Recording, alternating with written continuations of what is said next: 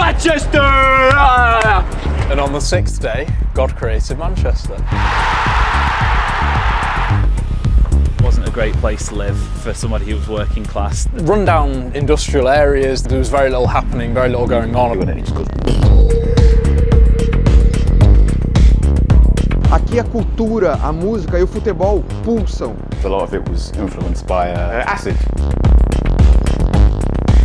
For a long time, Manchester City would pride themselves on being the local club. A big boom for Man United. Big boom for Man United. Será mesmo que os torcedores do City são de plástico? Manchester City have made failure fashionable in ways that no other football club can imagine. I remember where City have come from, what we had to deal with. What happens to your stadium atmosphere? Your die-hard segment that sings the loudest is going to be next to people who are just tourists. There's been a lot of hate around City. Oh yeah, jealousy. De Manchester começa mais um episódio do Subculturas, no Peleja.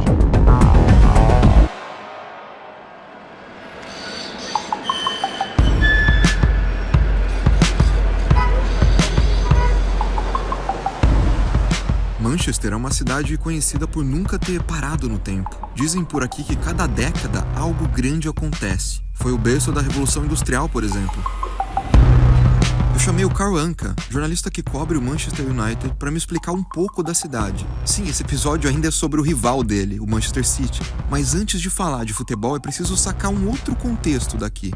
Huge historical relevance due to Industrial Revolution, so it was often referred to as Cottonopolis. So during the Industrial Revolution, cotton would be produced and made in Manchester. So if you go to certain parts of the city, you go to what's now referred to as the Northern Quarter. There's old factories and whatnot that used to be cotton factories, and loads of clothes used to be made in Manchester. Huge economic boom in the 19th century.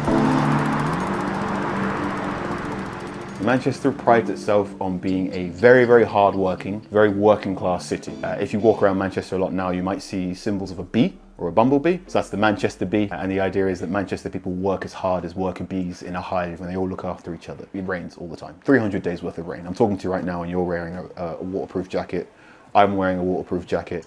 If you want to live here, you have to buy a coat from here, and it has to be a waterproof. Back in those days, in the middle of... We had so... Yeah. Sorry.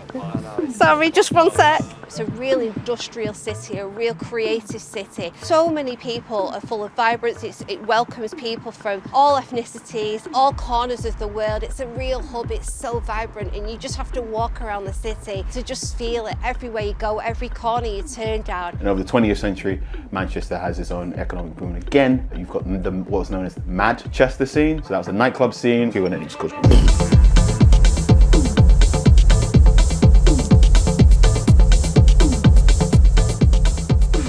The people around that went to the clubs don't really remember it too much because a lot of it was influenced by acid.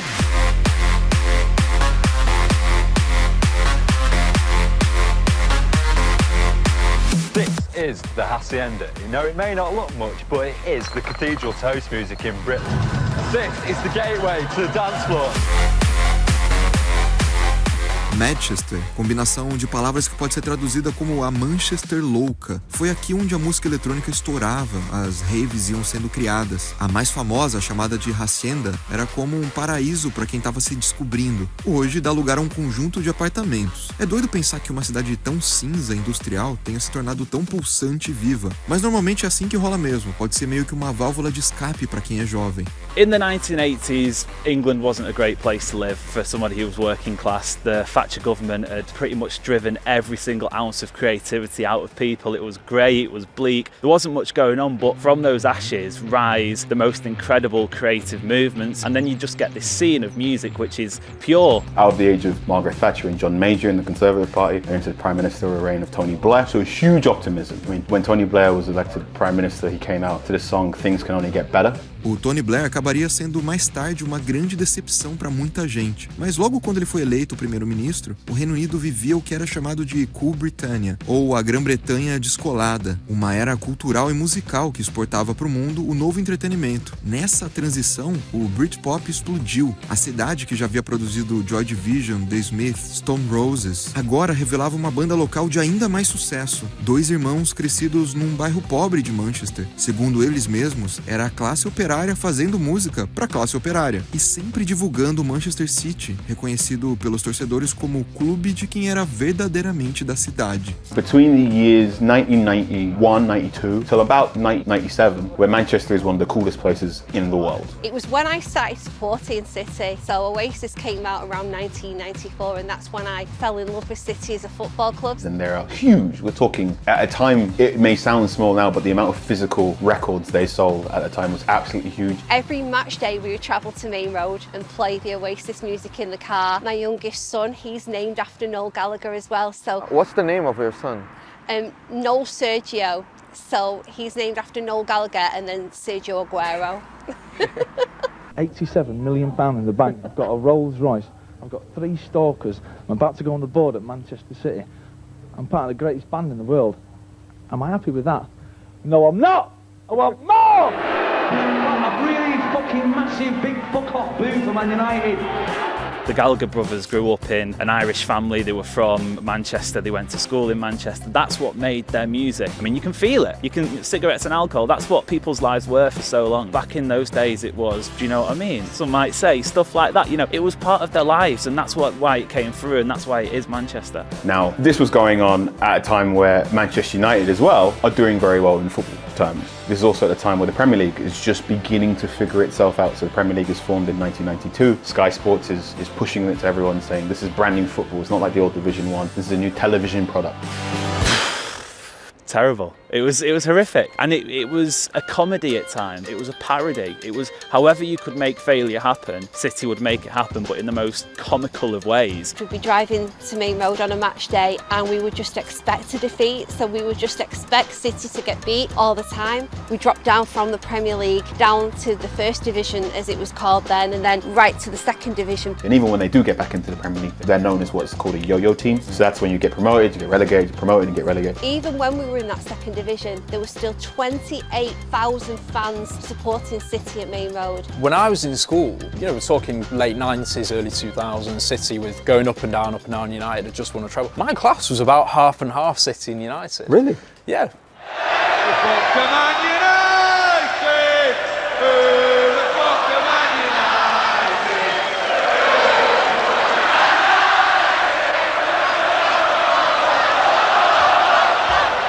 Manchester United became a global brand very, very, very quickly. So by 2002, most people on the planet know who David Beckham is. For a long time, Manchester City was Manchester and Manchester United was England's club. People, for some incredible reason I can't explain, it just kept turning out. I guess it was an addiction to misery. We weren't swallowed up by what was going on across the city. The club retained its identity, retained its fans. They had the Gallagher brothers, they had the music, they had the culture, they had the stadium inside an old, pretty much housing estate. Just the walking around there. Because the Old Trafford is not the... It is a little bit, but that went bang, bang, bang, that went up and up and up, and it got bigger and bigger and bigger, and it became a tourist attraction in the mid-90s when United got successful in the Premier League era. Main Road was characteristic, but it wasn't this sort of flashy, wonderful. It was so imperfect. None of the stands matched, you know. It was the substitutes bench was just garden furniture. Main Road was a shed. It really was. The place was falling apart, but I loved it.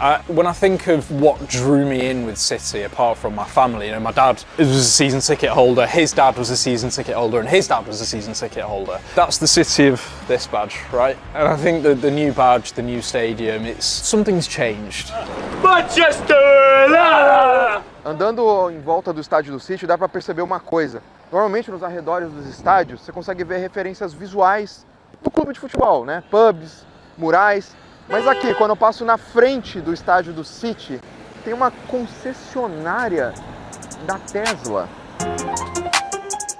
City and Manchester have grown almost together, and that all started when we moved to the new stadium in 2003, the Commonwealth Games. We got out of Main Road. I'm here for the first time, and when I see like a Tesla shop in front of the stadium, it's a little bit strange for me. City needed to move away from Main Road because it wasn't really fit for purpose anymore. They were looking for a bit more ambitious, a bigger stadium. It was kind of like a match made in heaven because the stadium was built for the Commonwealth Games, and then after that it was empty. So when we moved here, there was a Mercedes garage there and it's changed to Tesla. But a lot of the area has been redeveloped since. So you look at the City Football Group Academy over there, you look at the bridge crossing the road. The development has been incredible around the area.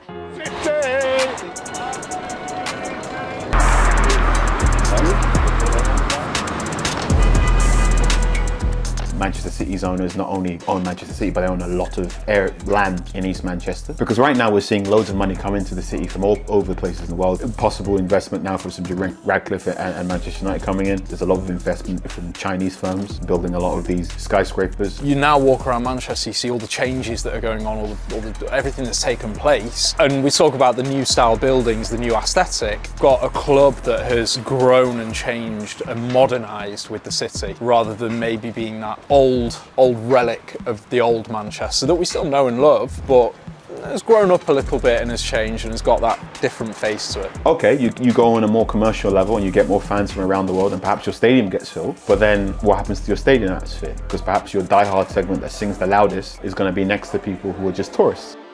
Depois de décadas sofrendo dentro dos gramados, o City passou por uma aquisição bilionária em 2008. O Sheikh Mansour é uma das figuras mais ricas no cenário esportivo, além de estar envolvido com poder e influência. Ele é vice-presidente dos Emirados Árabes Unidos. Isso significou vários nomes de peso chegando aos Blues, e também vários títulos. No novo estádio, apelidado pelos rivais de Empty-Had, ou Etihad vazio, começou a ficar evidente que a atmosfera não era a mesma. Turistas começaram a se atrair por esse hype do City, e os preços altos também possibilitaram muitos torcedores menos privilegiados de acessarem o clube que sempre frequentaram. Isso, aliás, não é um problema só do City. Praticamente todos os estádios e clubes da Premier League passaram por esse processo nos últimos 20 anos. Jealousy. It's jealousy, you think? Jealousy.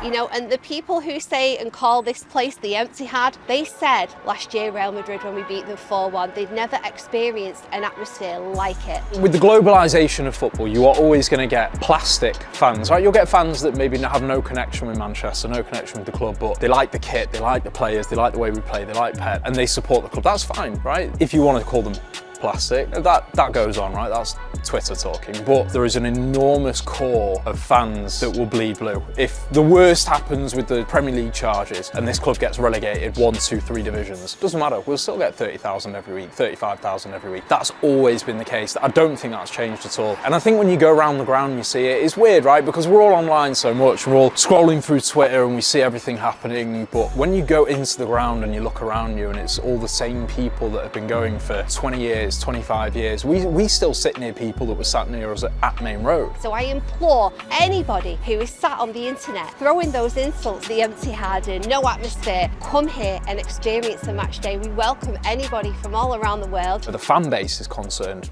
it never dies. That doesn't change. Ficou claro para mim que a torcida de sempre ainda continua aqui, mesmo que com a modernização de quase tudo que envolve esse clube. Manchester não é mais a mesma, pro bem ou pro mal. E o Manchester City não é mais o mesmo. Não é mais o clube exclusivamente de quem é de Manchester, pro bem ou pro mal. I remember where City have come from. I remember what we had to deal with. You know, watching them have such amazing success. We were getting relegated. We'd go into a transfer window and spend £2.5 million. And now they say, oh, you can't be spending £100 million on Jack Grealish. I'm like, yeah, why not? And I also can't get tired of it because I recognise that someday it's going to stop. That's football, right? Every club has its decade or so. Liverpool, Man United, Arsenal, they are historic institutions of England and they're almost up there with Big Ben, the London Eye. You know, Manchester City haven't been that. So for the supporters, it is more about community. I know City fans who've been supporting the club home and away for 50 years and they hate football, but they go to City because it's the time they get to see the friends that they've gone to the match with for 20, 30, 40 years. Is that sort of community that maybe doesn't get translated in what you see on the facade of Manchester City. You see this flashy, wonderful club, the players are great, the manager's sexy, all of that, but at the same time, it doesn't mean it doesn't exist.